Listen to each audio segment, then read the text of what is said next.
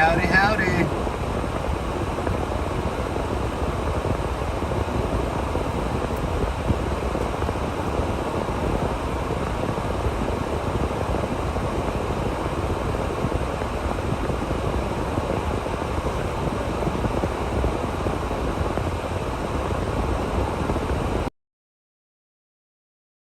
Welcome everybody. Take a few seconds, grab the link to this video, guys, and share it out for me. I would really appreciate it.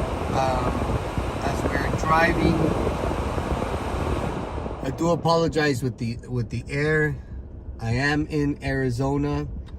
Currently the temperature is 95 degrees and it's just about to be noon. It will probably reach upward in the 107, 109 range. So I have to have it's primitive that I have the air on for, it's not even for me because I'm actually hot. The air is blowing directly at the cell phone, preventing it from overheating. So we're out here in Arizona, and this Department of Transportation was for a while chasing after this semi truck here that you guys see here. He actually, man, he did go after him for a while. He had been following him for a while, and we caught on to that, so we went ahead and pulled over and decided we'd bring it to you guys because this is important.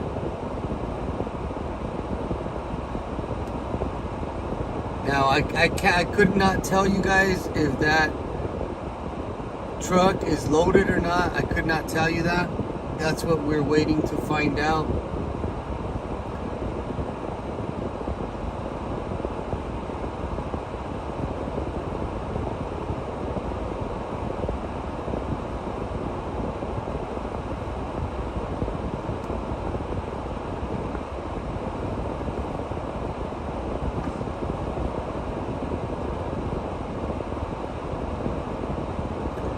But what caught our attention, what really caught our eye, was the fact that we had passed that trailer for a little bit, and out of nowhere, further down the road, that Department of Transportation vehicle was coming, but that Department of Transportation vehicle was way behind. So it's not like he's pulling them over for speeding, I don't think, because the trailer could not have got away from that law enforcement or that Department of Transportation vehicle that fast if it was in fact speeding. I don't know if there's anybody in there. We'll have to wait and see. That's why I decided to bring you guys on here, so in case something does happen, you guys are watching it live.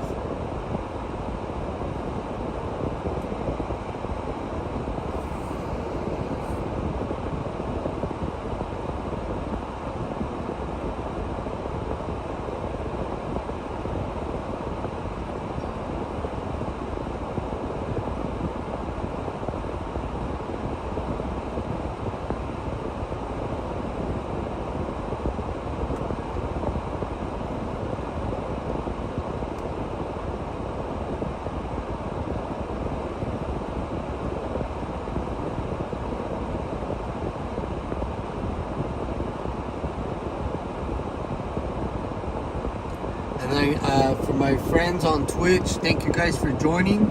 I know I was gonna be trying to fix the settings so that anybody and everybody watching can comment. Unfortunately, yesterday I had a really long day. I didn't have the opportunity to sit down on my computer to do so, but I will have some time tonight, and I will do it tonight for y'all. Thank you all watching on Twitch, Twitter, YouTube, and Facebook.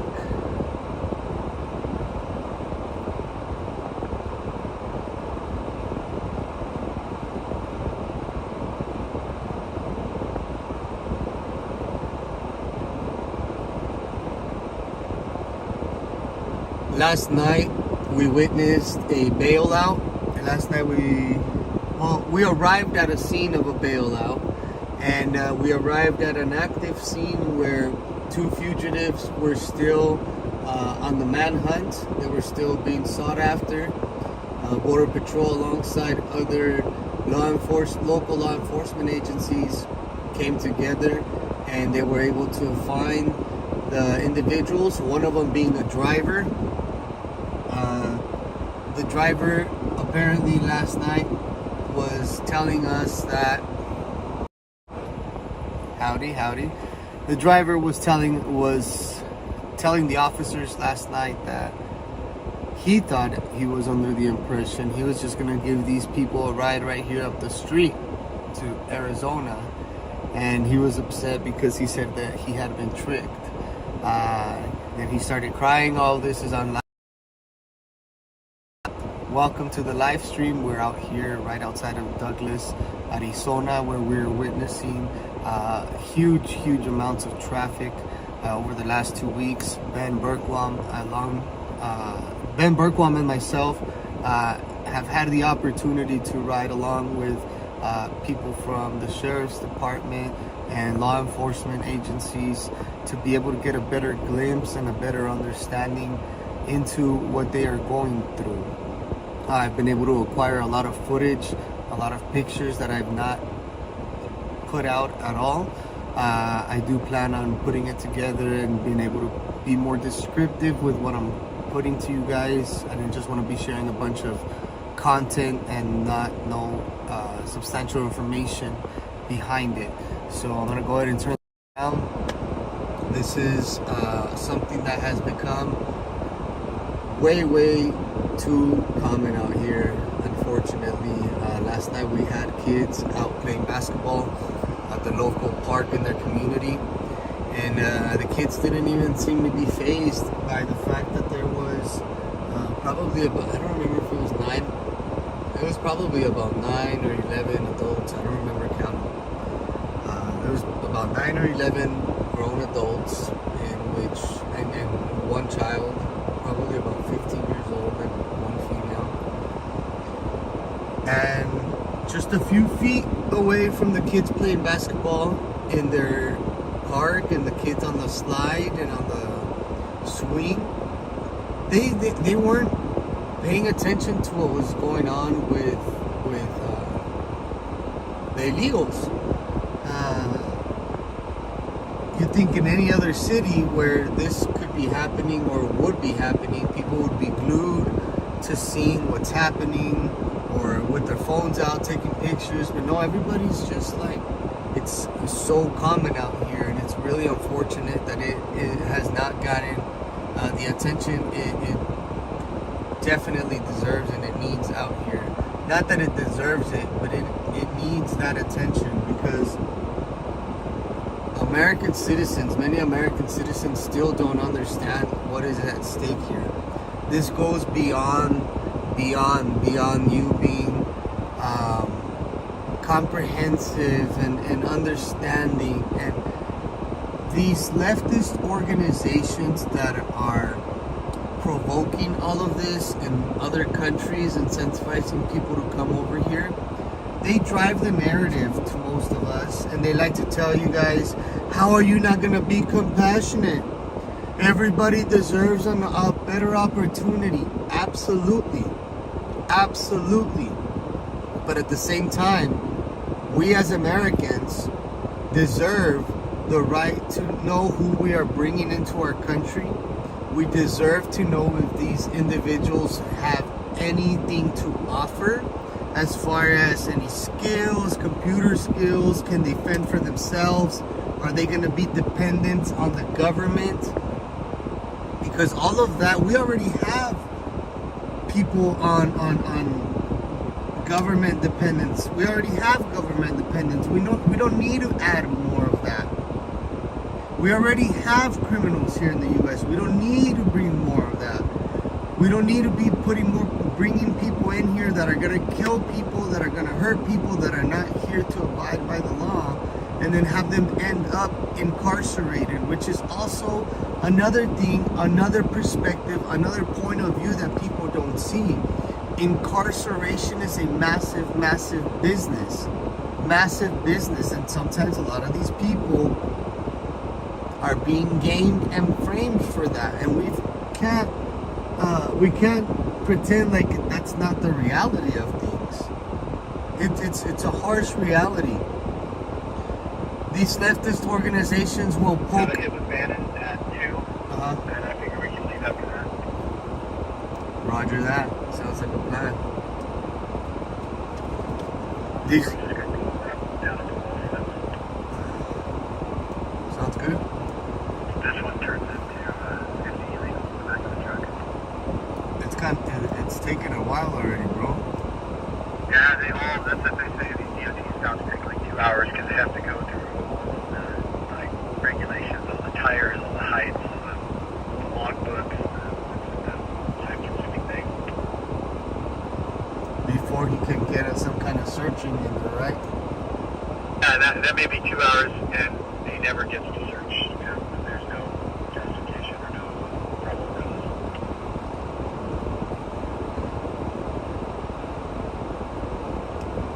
Estimate how many come in daily illegally. Guys, the number of those people is unmeasurable. It's unmeasurable because we do not have technology to count all of the people in every single spot throughout the border. It's unimaginable.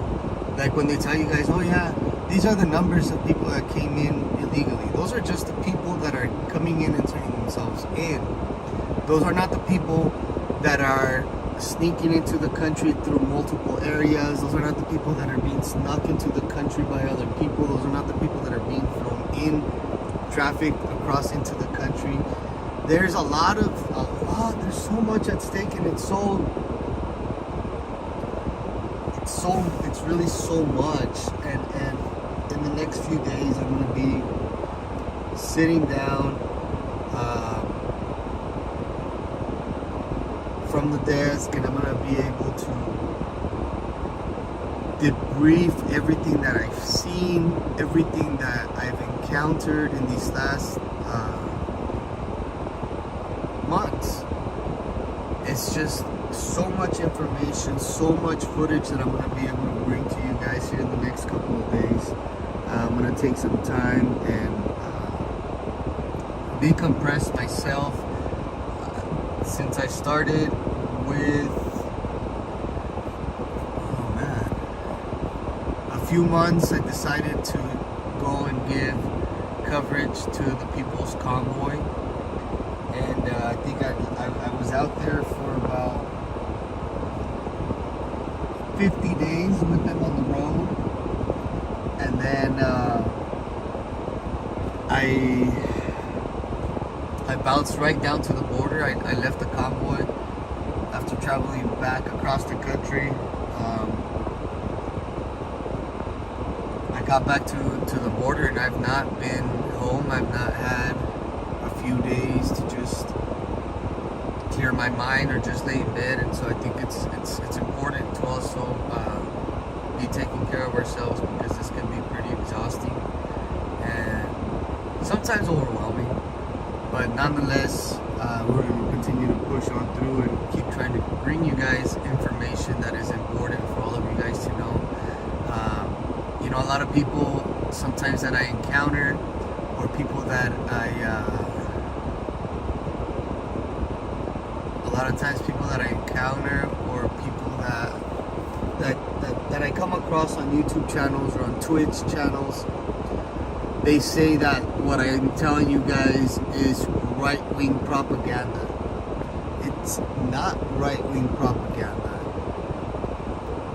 The people that are for open disregarding for human life, for profit, the people that are making a profit all of this, all the way up to the highest level, will tell you guys that what I'm telling you is right-wing propaganda, because it benefits them, because they want to have you confused and not taking in consideration the information that we are providing to you. They get you so wild up in your emotions and in your feelings that when you're presented with factual information and with actual evidence in your face, people disconnect. And there's this thing called cognitive dissonance, and a lot of people suffer from that because they've been lied to for quite some time, or for a vast majority of their life. They grew up believing that one thing was one thing and the other thing was another, when it was neither, or it was the other way around. And so when these people that grew up with a belief system, and when their belief system is challenged and met with facts and evidence, they disconnect and they go off of emotion, and they become emotional. So when you guys hear me talk about statistics and numbers, and then people's response to me is, you're a racist. Like, there's no substance behind what you're saying. You have no numbers, you have no evidence. You're not out here for you just to go and say you're racist, or you're a traitor to your race. And I'm like, first of all, I'm American. How am I a traitor to my race if my race is American? I mean, I'm Americano. I'm an American citizen. I don't know what to tell you. I stand for this country. My father and my mother brought our family here to give us a better opportunity, and they did it all legally. They did all of their paperwork, and then I saw everything be done. And so when I saw my family come over to the United States, it was done the right way. And so what these people are doing coming in is taking the place of many of the people that should be able to be admitted, but these people are rushing in front of the line, basically. It's like if you're at the Golden Corral and you're waiting to get your steak, and the cook goes back and says, "Oh, how do you want yours cooked, or how thick or thin do you want it?" And you tell him, and he goes back and he's making your food. And all of a sudden, some guy comes in and cuts in line in front of you, and then he starts inviting more of his friends and his family to get in front of you, and you're just being pushed back to the back, to the back, to the back, to the back. And how much more of compassion are you going to have? How much more are you willing just to sit there and stay, okay, yeah, go ahead. How much more?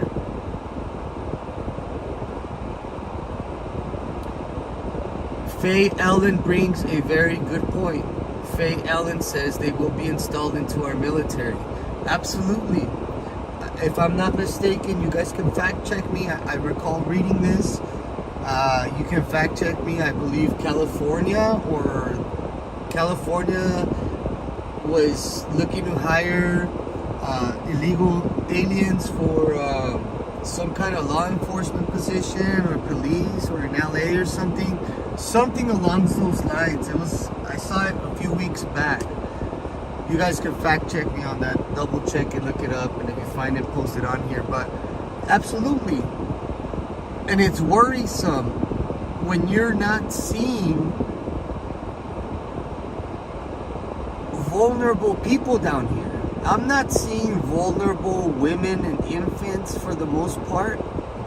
I want to say about 85 to 90% of the people that are coming are grown males. Grown military-aged males.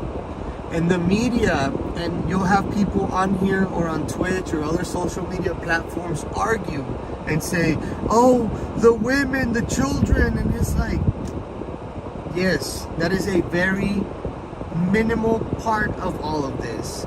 That is the small shots that the mainstream media likes to show you for the most part, because they are out here operating against you.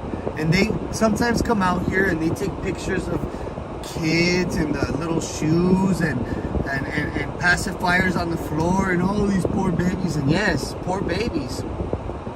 But they don't talk about why people are doing this. They don't talk about the child trafficking that is happening, that is being created, the vacuum that is being suctioned, the vacuum that is being made because of this open border advocacy, for this open border lawlessness. the only people that gain to win from this is bad people, because they're exploiting the migrants. It's like letting them go.